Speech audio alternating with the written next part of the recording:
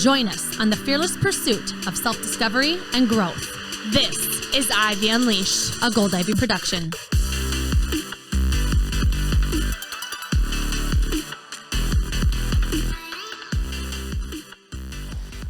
Welcome back to Ivy Unleashed. We have a guest today that is going to blow your mind. Yes. We are diving into a topic that we haven't covered yet, and it's something that everyone wants more of. Yes, we are so intrigued with your approach to energy and the idea of energy leaks and so much more. So first of all, Catherine, thank you for joining us today. Thank you so much for having me. I am so thrilled to be here, and for some reason had a surge in energy this morning, being like, yeah. That's what we need. Oh, I love that. Well, that's awesome. So can you tell us more about how you got interested in the bridge between science and spirituality, and more about the work you do as a health and vitality coach? Oh, that is such a great question. So I've always been a woman of multiple passions. And I come from the medical world of being a nurse practitioner. So I have a very scientific mind, and I loved understanding how things work in the body and things like that. But I was always very attracted to the mystique and the spiritual side of things. And for such a long time in my life, I felt this dichotomy of, who am I? Am I this scientific person, very rational, logistic, or am I this kind of more woo person and believing in the invisible?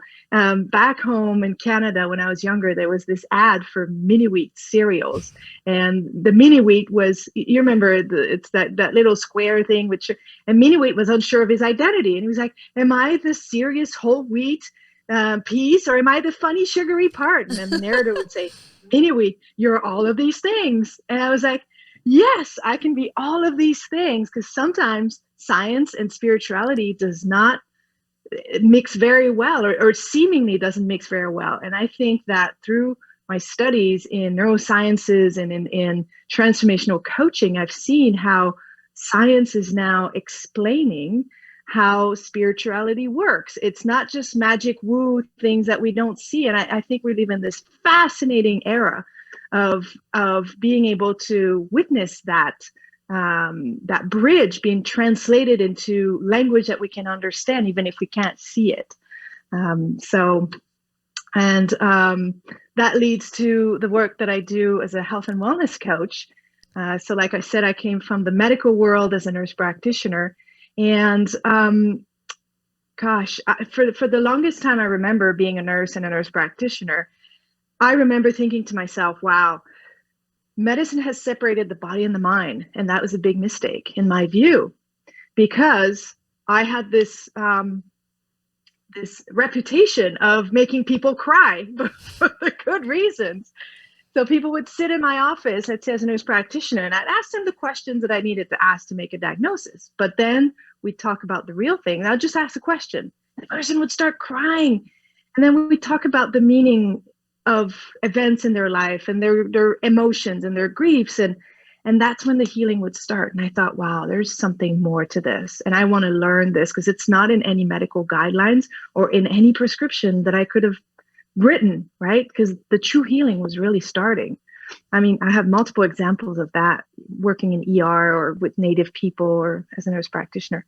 So I thought, okay, I love helping people becoming the best version of themselves. And I love helping them be motivated to take care of that body, which is their vessel that is transporting their soul, transporting their gifts and the uniqueness of them.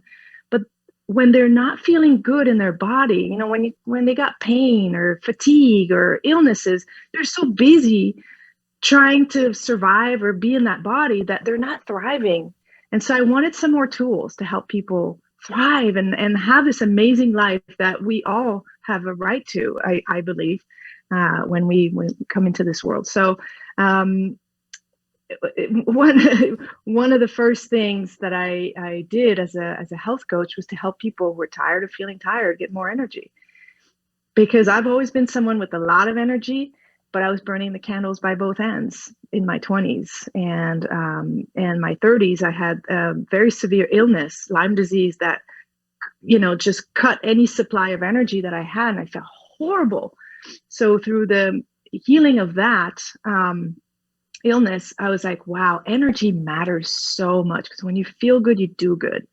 And so when I coach people, I mean, we're gonna go through some of these details in this episode, but it's really to help them regain this sustained, focused energy that, they're not crashing at the end of their day. They have this energy to work and do other things and do their passions and do the things that light them up like a Christmas tree, and be with their favorite people and realize their wildest dreams. And I'm like, wow, imagine what kind of world we would live in if everybody was, living like that, on fire. Mm-hmm.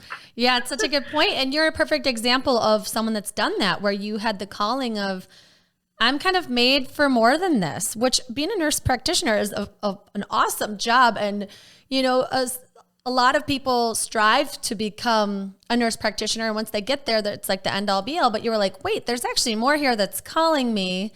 And then now you can be an example for your clients of, I'm on fire because I listened to that want for more. And also knew what it was like to not have the energy and how important it is. I think a lot of times we don't realize how much something means to us or how important it is until we don't have it, like the energy. And now that you've gotten it back and you've went through that hell of getting it back, you can say, hey, I know how to do this and here's how.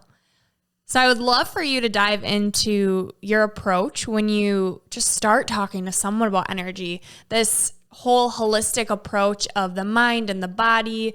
And when you don't have your physical health, you can't really have your mental health. They go hand in hand. So I would love to hear how that work begins. Absolutely. And it's different for everybody. But what I've learned about myself, it's that I've always been such a sensitive person that I would sense, if I go into a room and somebody has been, fighting with someone else, or they've been making love, I could sense that. And for the longest time, this gift, I didn't know how to use it. I was turning it against me. If I was in a conversation with someone and the energy of the conversation would take a dump, I would think it's my fault. So when I became a coach, I developed these sensitivity that I have, and made it and I kind of found the gift of that. So when I work with somebody, I can actually hear and feel and see their energy leaks. So I can feel, hear, and see their strengths and their weaknesses. But I like to work with an equation. So here's where the science and the spirituality comes through. It's one day I was on my bike thinking, what is it that I do? Like, how is it that I'm able to put this together with people, And it came to me in a mathematical equation, so that's the scientific part of it. And so for everybody, there are ways to generate energy in your body, like nutrition, exercise, sleep, in your mind, like being in coherence, in alignment, meditating, having, nourishing relationships, feeling on purpose, all sorts of things like that. So I was like, okay, you got to generate energy. And then you got to invest it well. So I add this. So generate energy plus strategic investment of energy. And energy is like money. You want to invest it in such a way that you have a bigger return on investment, right? So think about when you're feeling down and not really upbeat, and you want to have a coffee chat with your best friend, and you came out of there like, woohoo, lighter than air, and just so energized because the return on investment of the time that you invested it with your friend was bigger. So you had more energy out of it. And hopefully your friend is also lit up and not empty, but that's another topic. So generate energy plus investing it strategically so that you have a return on energy. And then divide that by the energy leaks. And this is where that's why it's a division in the mathematical equation, because it has such a big impact. And this is where, when I work with my clients, we spend some time setting healthy habits and finding the right foods that give them energy, and setting the habits of exercise and sleep, because we all know we should do it, but we don't always do it. So that's why having a coach is so important. And finding where to invest it strategically is not very hard. But the biggest amount of work is done in plugging the energy leaks. And what these energy leaks look like is, well, so first of all, in the body, it's anytime you have pain. Think about the last time you had a big headache.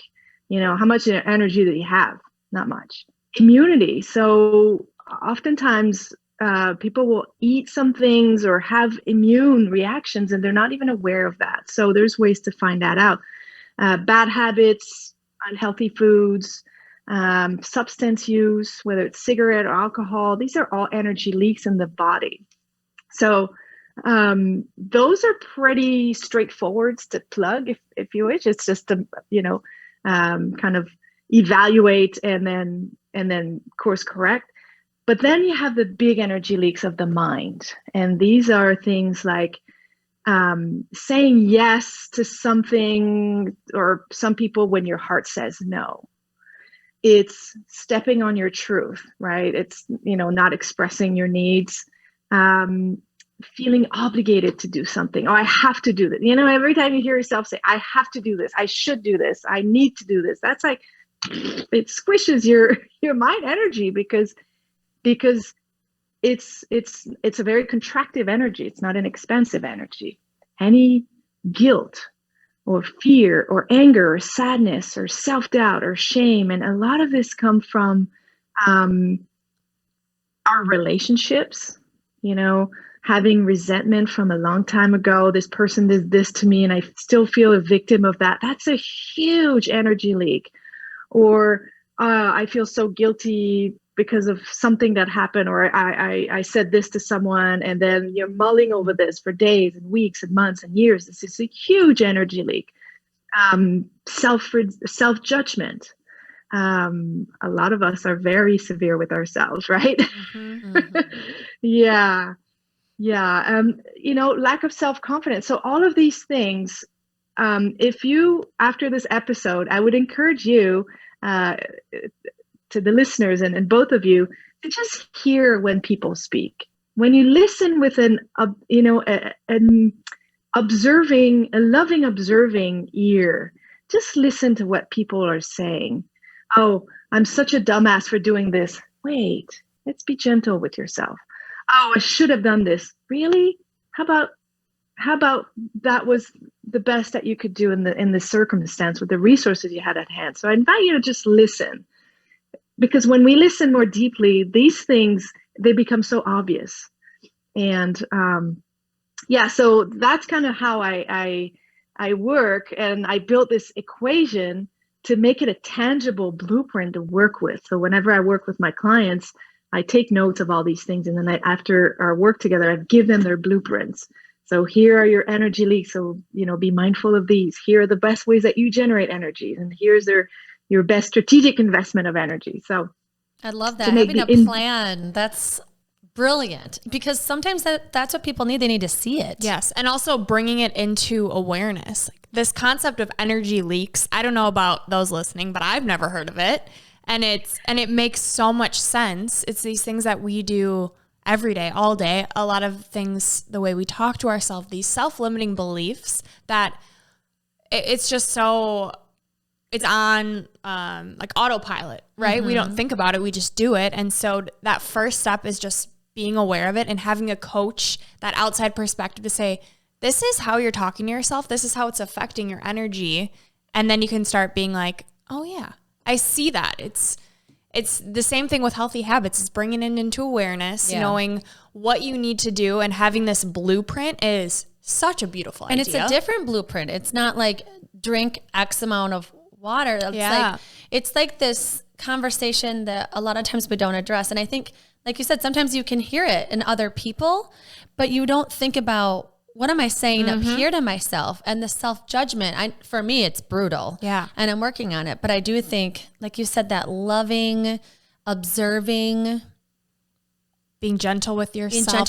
How do you, as a client, how do they flip that narrative in their head? Like, what does that work look like? Because I love the idea of it, but it's easier said than done. Absolutely. And thank you for that question. And you're right. Awareness is the first step. Totally. And most of these things are subconscious. So they're outside of our awareness. So having somebody who can, in a non-judgmental way, just point these out to you and be like, hey, you notice this is something that you say. So some of the first things that I have my clients do is when they hear themselves talk about something they no longer want in their life, talk about it in the past. And it's like, because if you talk about it in the present, your nervous system will re-download it as if it's happening again, and it'll crystallize again the experience in your body.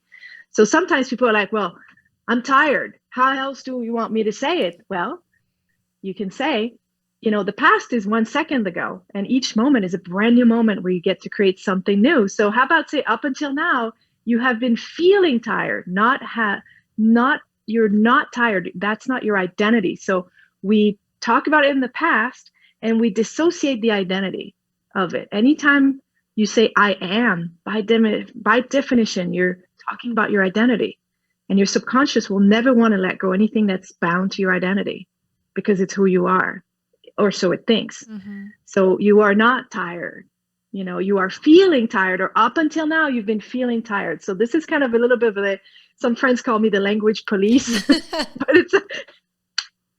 it's a loving police, and so that's the first step, so that the person in their daily living can catch themselves. And the more, in our sessions, I will catch them or make them notice, the more they'll be able to be self-reliant to do this.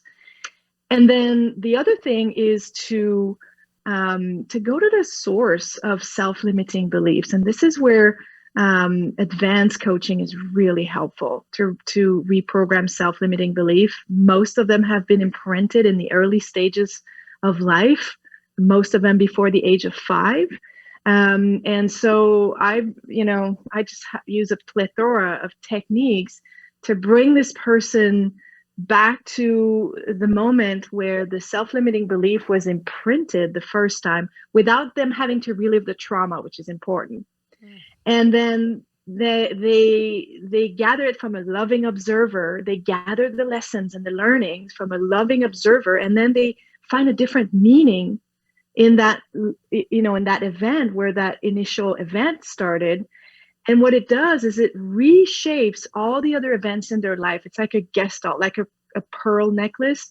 Because you've changed this one source pearl, all of the other events in their life, even though the events themselves won't change, the meaning that they were giving to the event and to themselves, the person, will have changed quite significantly, and they will let go of that burden and that big, big energy leak.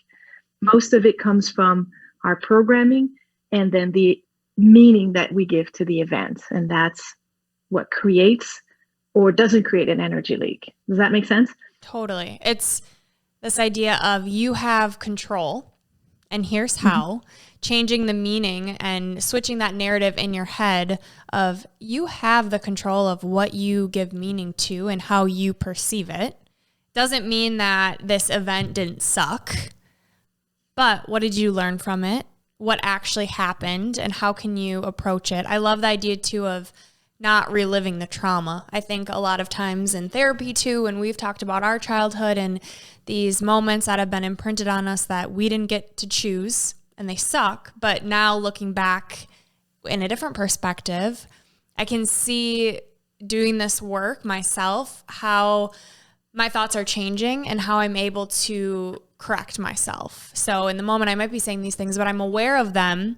And from this loving, objective perspective, I can then, nope, we're going to say this, because what we tell our brains, they're going to think. The reticular activation center is actually a part in your brain that filters through what you tell it is what it believes. And so that's the power of affirmations. So I love hearing things that I'm learning, but in a different way, that then it just makes sense. And it's these tangible things that you can do to grow into a more loving and wholesome self.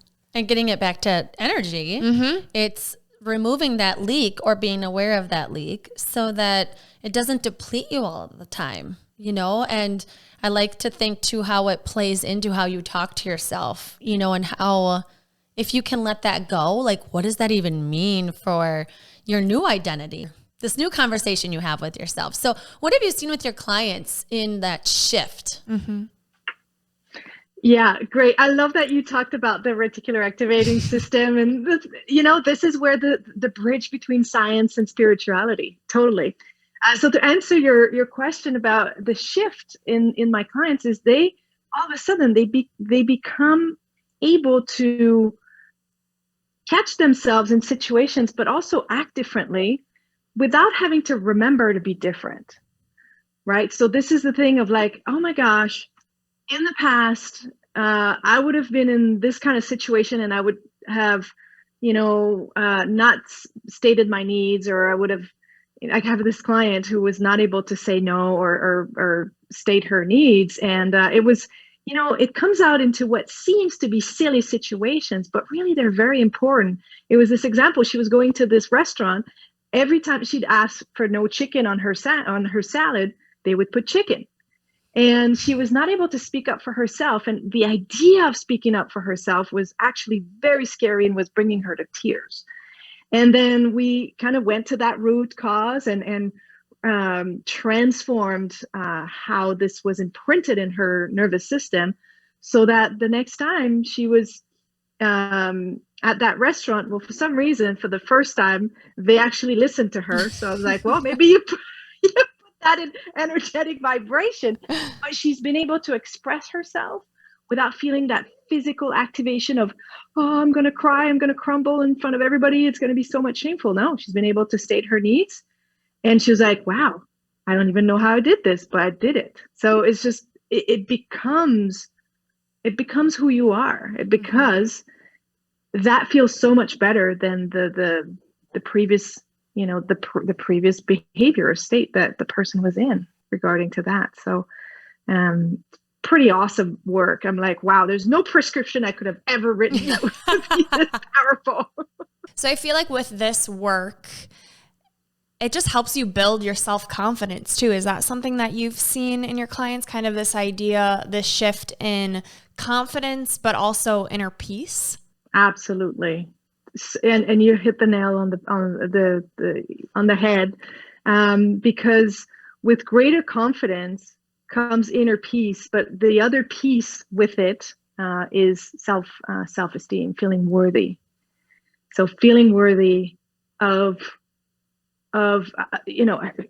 things that you want in your life, whether it's respect from other people, whether it's what you want to create in your career, or if you want to, improve your material possessions, whatever it is, but feeling worthy and having the confidence to walk in the world knowing that you are worthy to receive that. And then that brings a lot of inner peace.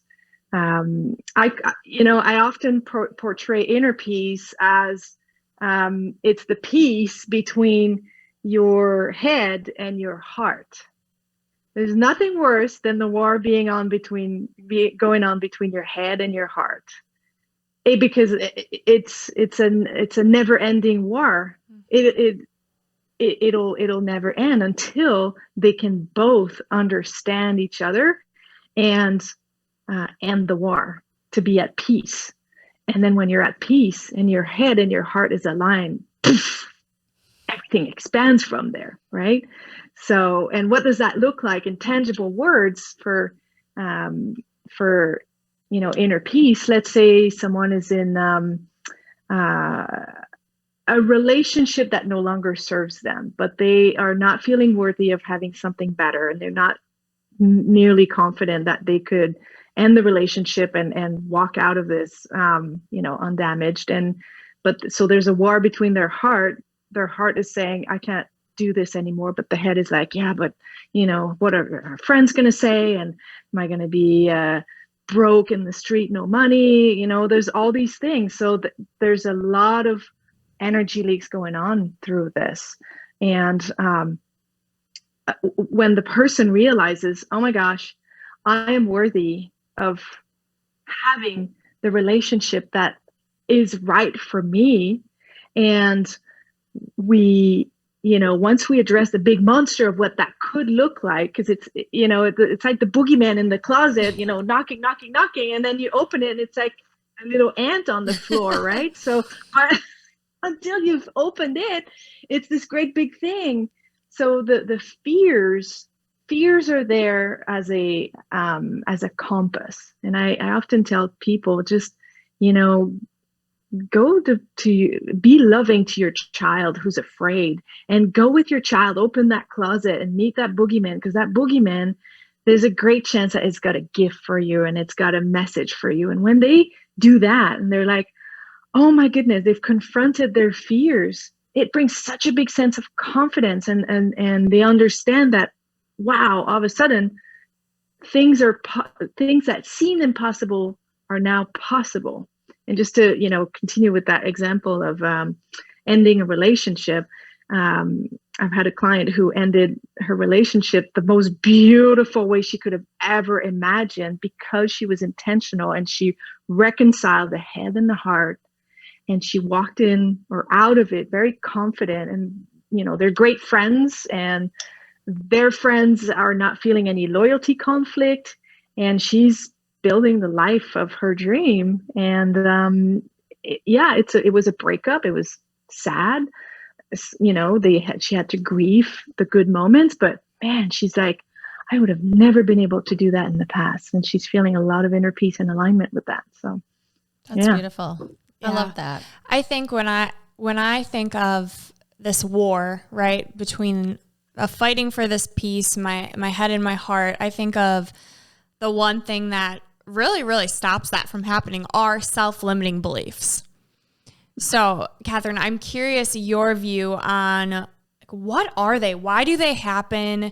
And I know, you say be the energy you want to attract. How do we be that energy when our brain is just holding on to these self-limiting beliefs? So there's some state hacks that you can take, but the first step, you've said it earlier, is awareness. Is being aware that, okay, and it's not easy because self-limiting beliefs, most of them are subconscious until you realize that, oh, I'm limiting myself. So I tell my clients, go into your body whenever you're facing a situation or you're saying something about yourself or a situation, and just feel into your body. Does that energy feels contractive, like it wants to close off on you, or it gives you a knot in the stomach? Or does that statement or energy feels expansive and that you're going for something great? So self-limiting beliefs most likely will feel very contractive. So that's a way of getting awareness quicker. And then if in the moment, let's say the person is realizing this, and we're not in a coaching session where we can rewire the source of the limiting belief, because it takes a little bit of time. I give them some hacks to change their state. So a self-limiting belief is really an unresourceful state. One of my mentor, Nirka, to whom I'm very grateful for everything I've learned in NLP, says there is no unresourceful people. There are only unresourceful states. And it's as easy as just changing your state in that moment. So let's say I'm hearing myself, oh man, I'm not able to do this. This sucks and I won't succeed, or, how do I know this is even going to work? And I'm like, wait a minute, why do I even put this cap on myself? No. So I'm going to tell them to go into a rampage. If you guys know about Abraham Hicks. No. Oh my goodness. Abraham Hicks. It's a lady through whom this being called Abraham is speaking. And she's got a lot of videos on YouTube and recordings and amazing stuff. So she goes into this rampage of like, okay, well, if you want to manifest something and you want to change your state, talk about it as if it's already there. So, and then you change your state by going, okay, I know I'm fully capable of this. I have evidence in my life that I've been able to surmount bigger problems or climb bigger mountains than this. And even though I don't necessarily know the way, the path is coming to me and I can feel it and it feels so good. And I know I can do this. And you go on this rampage like this for 66 seconds and it sends your nervous system into full forward motion in like, oh yeah, I can do this and let's do it. And what you did in that moment, you just changed your state. You changed your state from something that was very constrictive of like, oh, I can't do this and blah, blah, blah, blah, to, oh my gosh, I can do this. And then you can hear when you go into this rampage, you can hear if there are other fears and limiting beliefs that come through. And you can even take notes of them so that, it's that awareness. And then we can rewire these self-limiting beliefs, or you do a rampage about these ones too, right? So it's whatever you peel in the onion is the next layer that comes through. So that's kind of a hack in state that I like to teach people. Is it true that even if we don't believe the things we're saying, it's still powerful and it can still work? We can trick our brain into believing these things? Yes, and that's a great question because it's that saying of fake it till you make it. So the most important thing is about going into your senses. And this is a lot of what we do in NLP, in neuro-linguistic programming.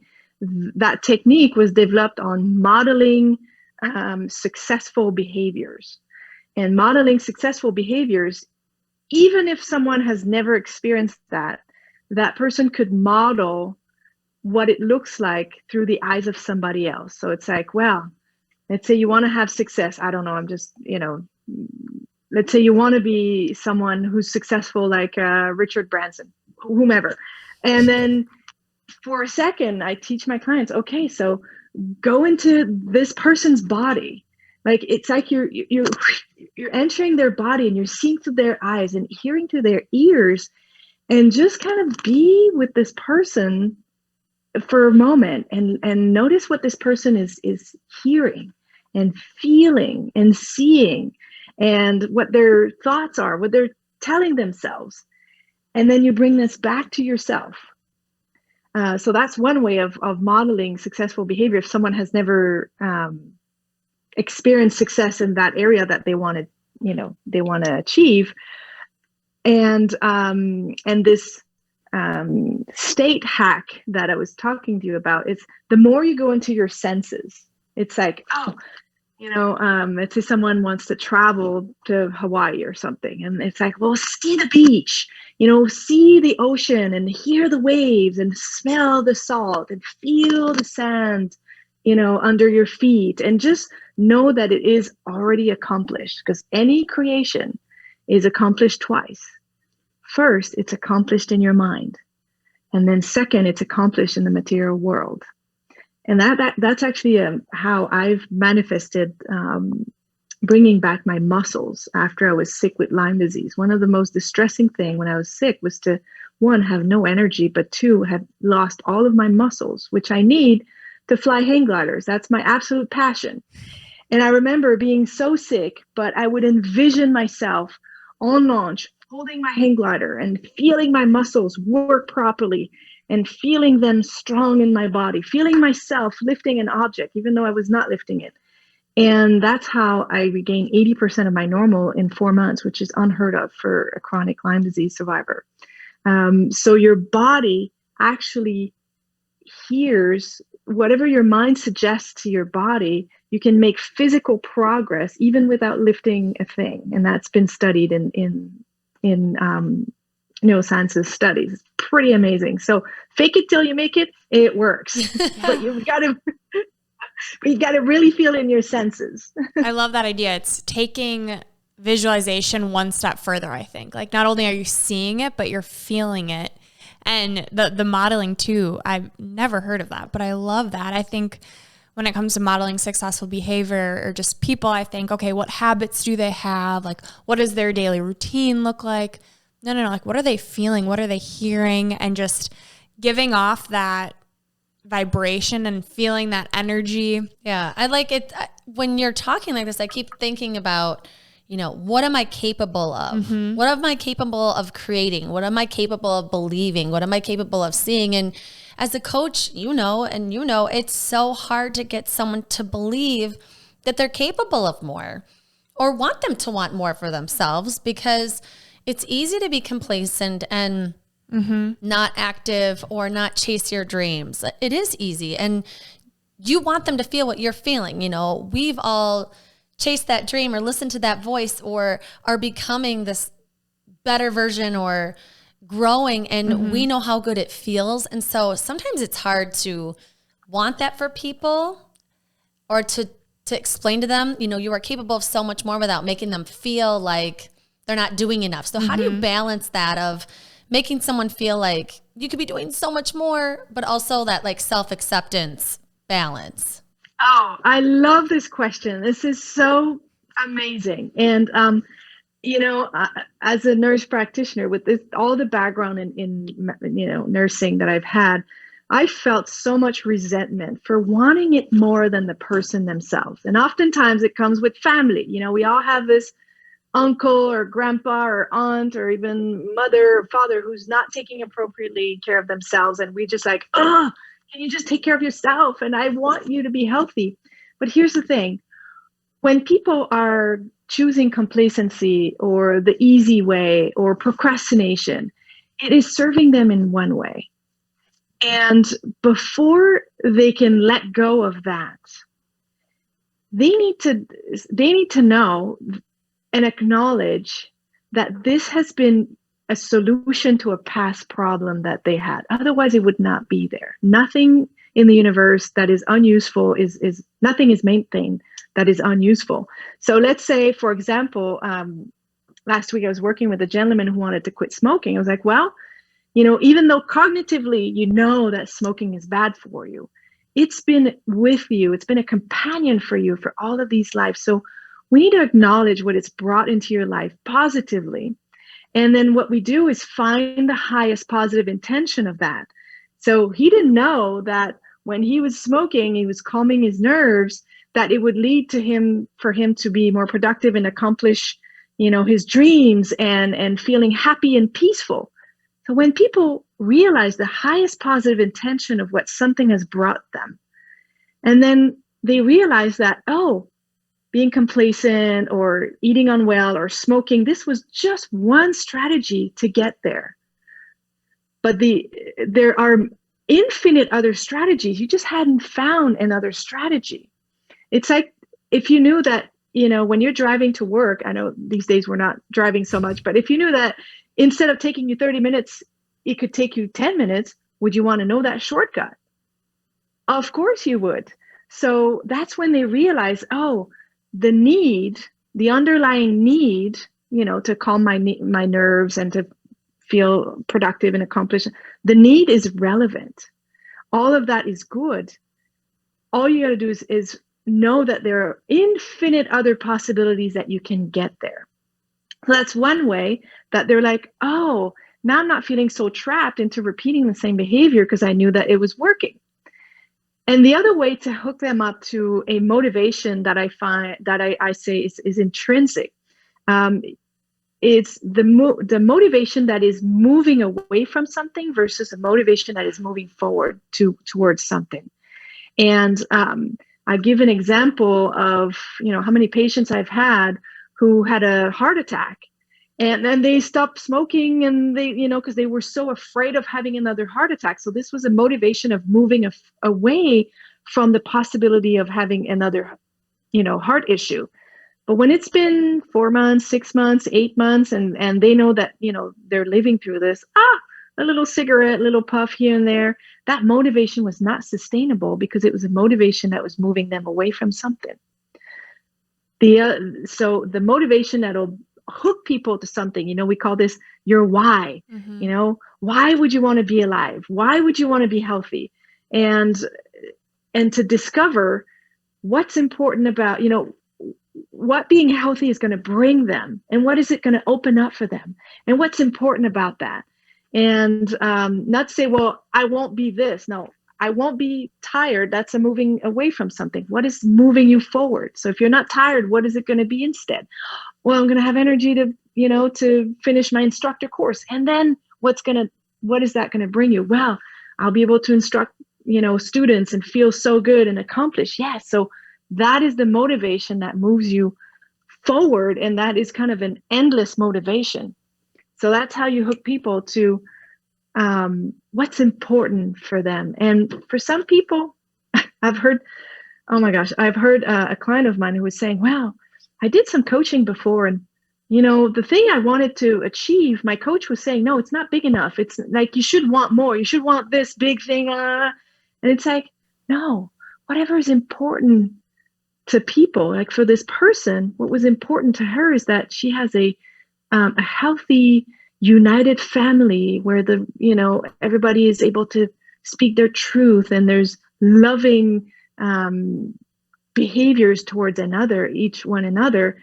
And this was what was so important for her, because that was what made her feel so accomplished and like her purpose was being fulfilled. So it's like, yeah, you go with what's important for people, and you can't go wrong, and you can't decide for somebody else what's important to them. Yeah.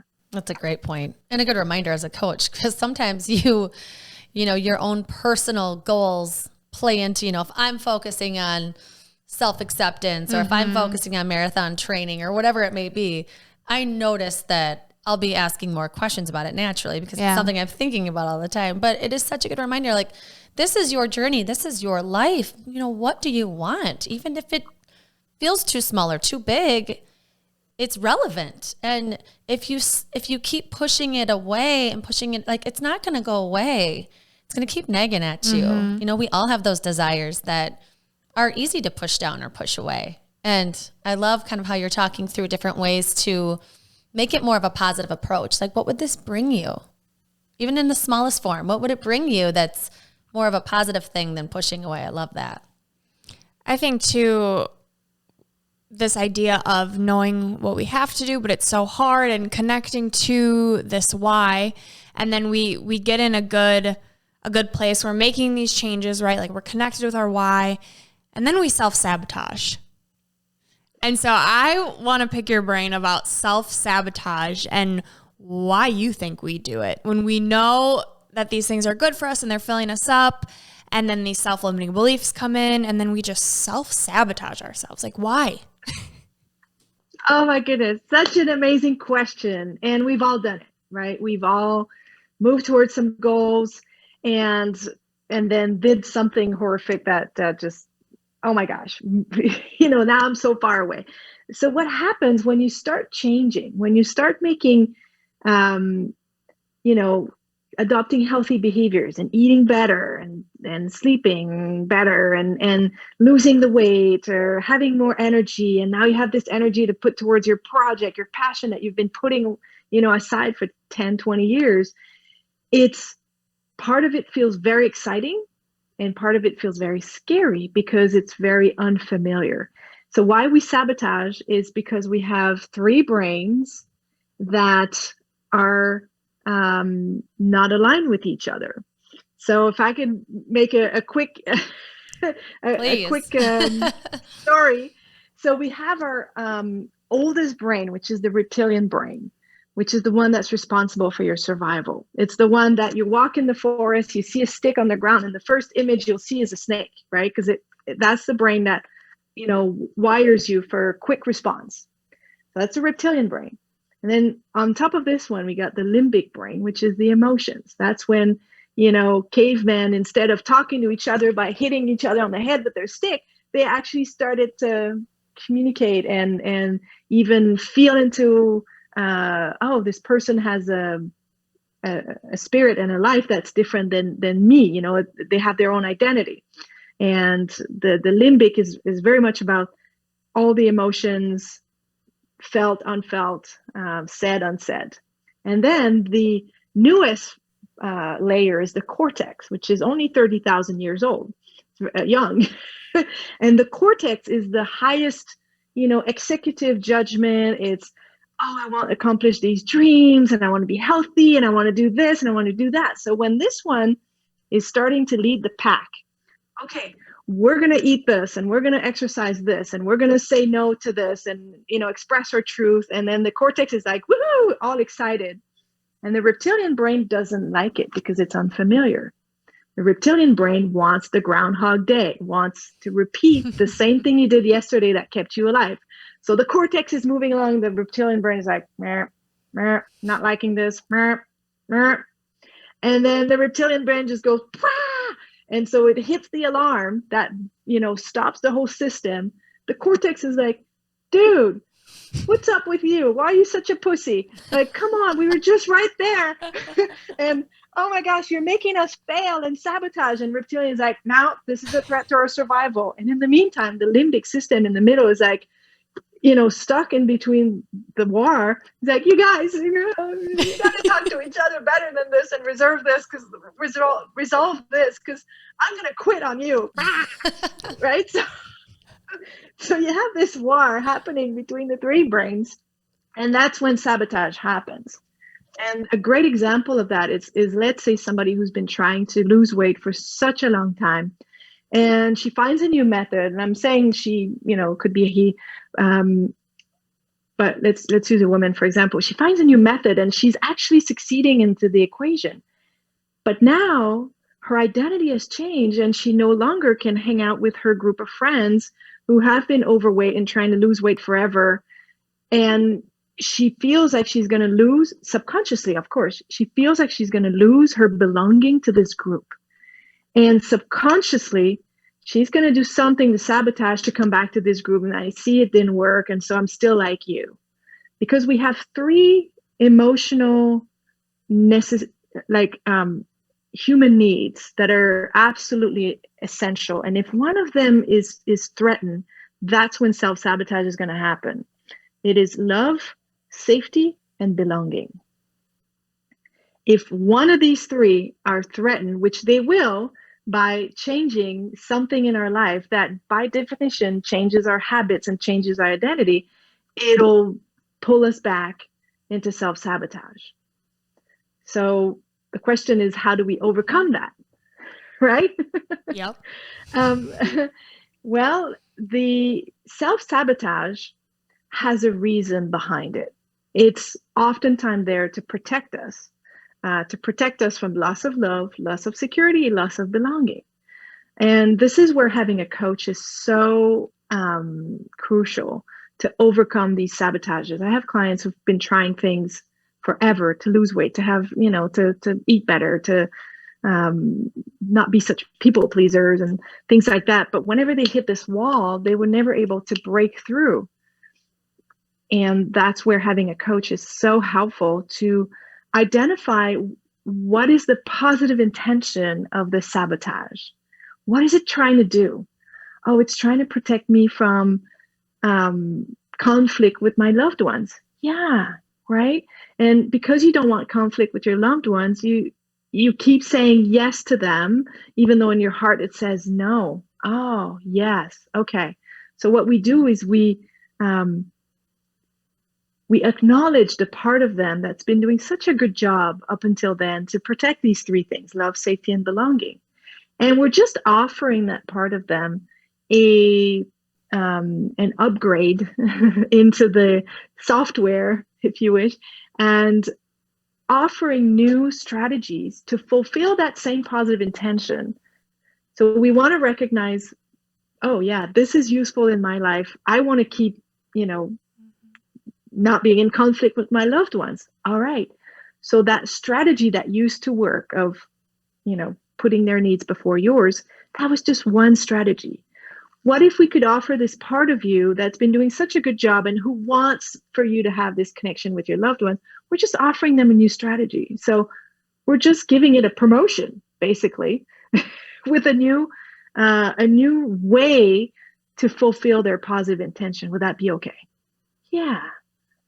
Nice. So now we can explore different strategies to get to that same, or to conserve that same positive intention, but not leak this energy so much, and actually be able to stay true to themselves. And the truth is, when we start to change, we become a model, an example for other people to do it too.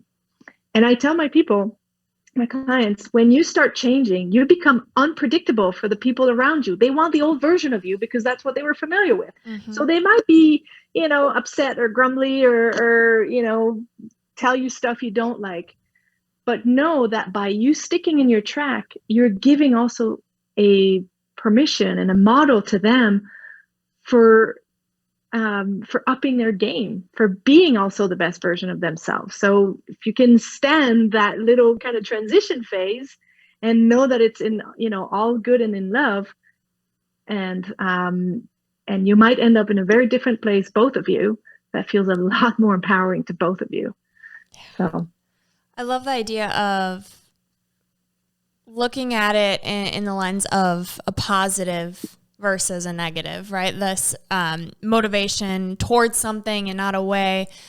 It goes back to your idea of energy. And when I think of, okay, I'm doing this to stop a behavior, I feel that constricting, right? That self-sabotage. But if I'm doing something, it's a new way, it's a new strategy towards something that's bringing me greater good. It's almost like I feel and I see that energy opening versus contracting. So just another way of kind of feeling that energy in your body of, oh, this feels good. Okay, this is new. This is exciting. It's scary. I'm acknowledging the fact that it's scary because I haven't been here before, but I know the reason that I'm doing it is getting me to feel what I need. Yeah. It's that awareness. And it's a practice. And I think the more you practice doing those uncomfortable things, we just recorded on this a couple of days ago, where the more you practice being uncomfortable with something that you know will create good, you get used to that uncomfortable feeling because you know what it is. You know, it's that sense of belonging is like, ugh, I might lose a friend and it doesn't feel good, or it might get uncomfortable with them for a hot minute or whatever. But if you can tell yourself, through this uncomfortable feeling, I'm going to gain confidence. I'm going to gain new skills that will flourish into other aspects of my daily routine. I think just reminding yourself when you feel that like craving of like, I got to sabotage this. This feels so uncomfortable. It's just that uncomfort is growing. It's growth. It's learning. It's something that's going to propel you forward. Absolutely. And that's why I say lean into your fears like it's a compass. And it's not easy to do that. But I tell people, would you rather stay uncomfortable and not say your truth and leak your energy forever and ever? What if you were to know that you die in 3 months? Would you continue spending your life doing that? Or would you do the brave stuff that in the end, once you've addressed it and you talk to the person and all of a sudden this person is opening up to you because you open up to them, is the power of vulnerability that Brené Brown talks about, right?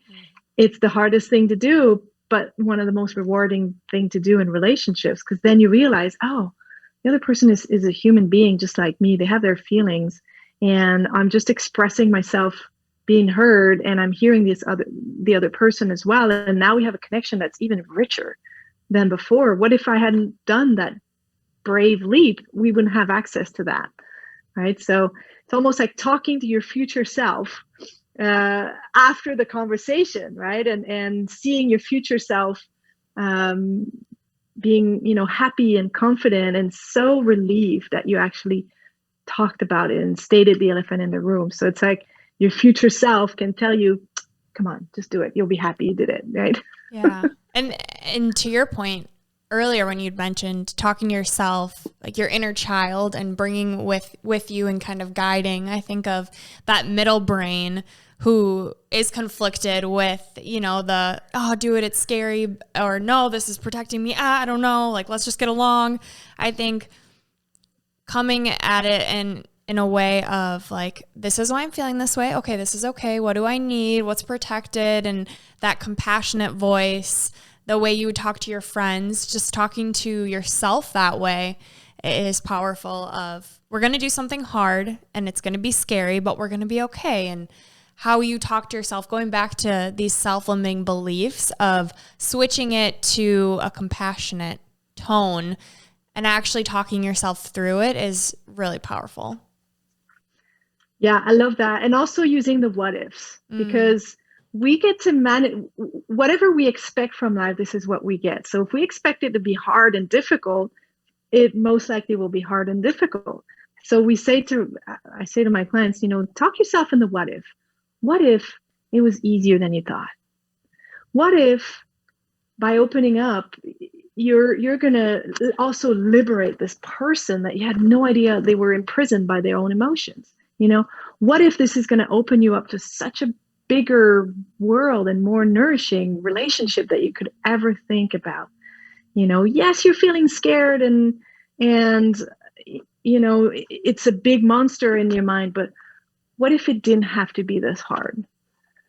And just kind of walking yourself through the what ifs, opening up possibilities and making it less, making the boogeyman less big.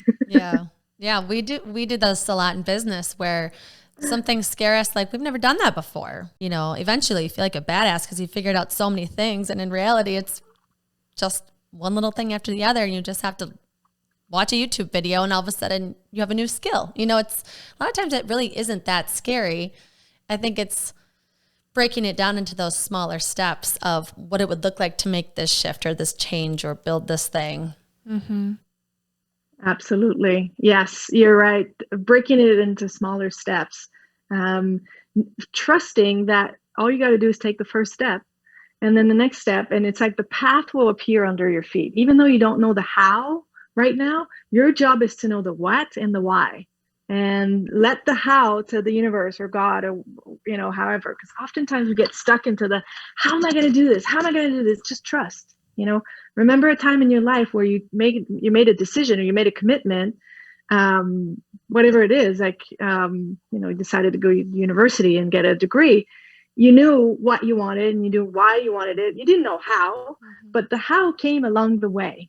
And you figured it out along the way. It was never for us to figure it out all in advance, that we can see till the end of earth and the end of our life, that we're like, oh yeah, I know it's gonna work. It's like, no, have that vision in your mind of where you want to go. It's like you're plugging into your GPS, know what and why you want to do this, and let the how go, and have faith and surrender and trust yourself. And that's been, in my life, it's been some of the most powerful moves that I've done in my business and my health and my personal relationships. Even as a hang glider pilot, when I go fly hang glider, I know what, I know I'm going to fly. I know why I want to fly. And the how is not for me to figure. It's like, it's going to manifest itself as I go. I know I'm going to walk towards the cliff. I'm going to feel the wind in my wing. I'm going to align my body position, and I'm going to feel. So the how will just come to itself. And same thing in the air. I don't know how I'm going to stay up. I know there's clouds, there's thermals, and the how will come as I go. Oh, I'll feel this bump. Okay, I'm going to circle into this warm rising air. Okay, listen to my instrument. All right, I'll follow this bird. Okay, go there. So the how is just the journey, and I get to enjoy the journey, enjoy the how instead of thinking the how. Live the how and enjoy it. Yeah. That's what beautiful. a beautiful visualization. I heard something the other day that said, you pave your own path one step at a time. If you can see the path in front of you, you're on the wrong path. Ooh. I like that. Yeah, we talk about our company as in we're laying bricks. We don't know what the wall's going to look like or the yellow brick road that we're laying these bricks on, but each day we're just like, what feels true? What message can we deliver that we feel is helping us in our journey of becoming a better human or growing or getting more fit or whatever it may be that day. And we're just sharing it, and it's just truth to us now. And it's paving this path that we didn't even know, like you said, we didn't even know what it was going to turn into, and it's turning into something beautiful. But we clear on the why, and to your point, the how is just going as we go. Yeah. I wanted to share that a lot of times people, when they're feeling tired or in pain or with suboptimal relationships, or they're not feeling on purpose, a lot of people tend to take that as their normal, and they forget that this is not normal. Or they think, oh, I'm just advancing in age, so it's normal that I have aches and pains. No, it's not. So I would like to wake up people and say, no, there is something more. And to not wait until a debilitating illness like cancer or heart attack or an accident to actually realize that and to want that for yourself. And let not this suboptimal life be the normal. So I don't know how to say it other than everybody deserves an amazing life. And I know that it took an illness for me to realize how much having energy mattered, and how I'm so grateful to this day. It's been 5 years that I'm realizing, wow, I did all of this and I regained my health and my strength, and I have evidence every day that I'm getting better and better and better. My hair's never been this thick, and I can fly 3 hours my hang glider, which was unthinkable 3 years ago. And I have muscle strength, and I can work all day and not have to crash in the afternoon. And it's just appreciating these little things, knowing there's always more. But don't let some suboptimal, crappy energy, another cigarette, don't let that be the norm for you. Well, Catherine, thank you so much for being with us today. You are so inspiring, and I know I want to work with you. I know other people are going to too. So for those who would love to reach out, where can they find you? Yes. So my website is www.catherinegagnon.ca. So it's CATHERINEGAGNON.ca. And I always offer an initial discovery session, because before we get into a work like this, I like to have a good idea of where you're at. So in the session that we do, it's a 1 hour. It's truly transformational, whether we work together or not afterwards. But we really uncover what's stopping you or slowing you down from having the vitality and the life that you want. We discover what mindsets and habits have been silently sabotaging your success and your goals. We create a powerful vision for what your life with full vitality in all aspects, what that looks like, and we construct a step-by-step plan to move you forward. So I have a calendar link that I can give you guys. It's going to be below the podcast, where people can book a session like this, and it's always very transformational. So we'll have the link where people can find you and connect with you on our blog, linked from their show notes. And then also we just want to remind our listeners that you can find us on all social channels at Gold Ivy Health Co. All right, now it's time for the 3 gold stars.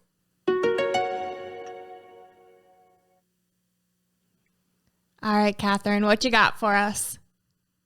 All right, so gold stars first, start by becoming your own detective and take yourself into your mind-body laboratory. Because as we talked about it, once you become aware of something, you cannot unsee it, right? So just notice what gives you energy, what rubs your energy, to start making small changes at a time. Really, that's what it is, small changes. Number 2 is right longing, wrong medicine. So when you're about to sabotage or eat something or do something isn't good for you, just pause and ask yourself, how do I feel? What do I need right now? So you can practice finding a different strategy to fulfill the underlying need, because the need is very valid. It's relevant. Oftentimes people invalidate the need because the strategy you've used to fulfill it was dysfunctional, but you want to recognize the need and then just find another strategy for it. So right longing, wrong medicine. And the 3rd gold star is stop tolerating pain and things that are leaking your energy. Like, it's okay to leave a party or a space or a person because you don't jazz with the vibe. Nobody came on earth to suffer, and we're here to have the best time of our life, literally. So choosing you and your well-being is the most generous act that you can do, because not only you get to feel good, but the world around you would benefit from getting the best version of you. So time, you don't get time back in your life. So think about, am I going to regret spending this time in this moment? Or should I, cut it at where I said time. I love that. I'm like getting emotional. I'm thinking of people listening to this that need that permission that you just gave them to just live your best life. I think we can't say it enough that time, you can't get it back. It's so true. I'm so glad that you just said that the way that you said it. So thank you. All right. So Unleashing Ivy, we have 3 rapid fire questions for you, which you can talk our ear off. I don't even care if you answer them fast. All right. So Catherine, what's one thing that helps you cultivate energy on a daily basis? Oh my goodness. On a daily basis, I have to say it is as simple as sleep. I used to think that sleep was a loss of my time because I wanted to live 5 lives in one. I had such an urgency of living, and I wanted to pack my days with as many things as possible so that if I died tomorrow morning, I'd be happy of the last day I spent on earth. So sleeping was a loss of time for me. And I was burning the candle by both ends. And it is so simple. But yet when I go to sleep at 10 o'clock, I'm like superwoman the next day. I'm invincible. I can do anything. And it's not been always easy. Even, up to last night, it wasn't easy to go to bed at 10. There's been something, oh, I got to finish this task, or I've got this or that going on. But when I just say, okay, screw it. It's 9:30. I shut everything down. No more light, no more screen. I brush my teeth. I power down. And by 10 o'clock, we're closing the light. No more talking with my husband. Oh my goodness, I feel invincible. And it's so simple. And it's something that up until last night, I was still struggling with from time to time. But it makes a huge difference. The hours you get between 10 and 12. My dad always said this to me, and I found this to be true. And actually, my studies in Ayurveda has found that to be true, is that the hours that you sleep between 10 and 12, it's like they're worth double for recharging your energy and your brain, because you detoxify a lot of your brain at night, consolidate the learnings from the day that, whatever you've learned. And there's different tasks that the body has to do throughout the night. So when you get those 2 hours, it's like you're giving yourself a lottery ticket for that night. Yeah. Say no more. I'm doing it. That's awesome. Okay. Next question. Catherine, when you're really struggling with self-limiting beliefs, what's one thing that steers you in a positive direction? It's asking myself the question, is it true? And that's from Byron Katie's work. Is that true? And then kind of taking myself into this process of like, okay, because I have this awareness now, and if I can't,